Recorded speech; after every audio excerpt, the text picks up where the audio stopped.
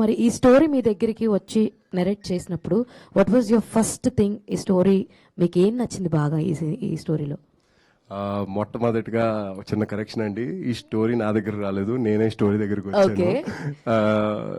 నాకు మెయిన్ గా నచ్చింది అంటే చాలా విషయాలు ఉన్నాయండి ఈ సినిమాలో. నాకు చిన్నప్పటి నుంచి స్ట్రీట్ స్మార్ట్ క్యారెక్టర్లు అంటే చాలా ఇష్టం.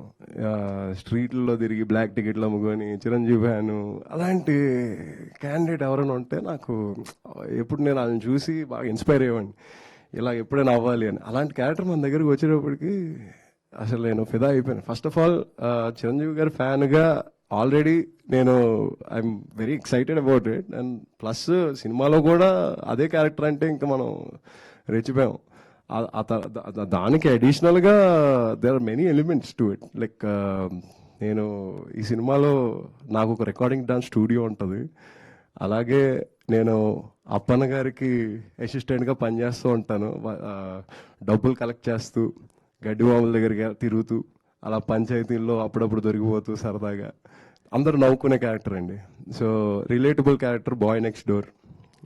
అలాంటి అబ్బాయికి రోజు కష్టాలు వస్తే ఎలా డీల్ చేస్తాడు అన్నది కథ. అలాంటిది మనం అందరూ రిలేట్ అయ్యే విషయం కాబట్టి I loved it. All the very best అండి. థ్యాంక్ యూ అండి. రవీంద్ర గారు.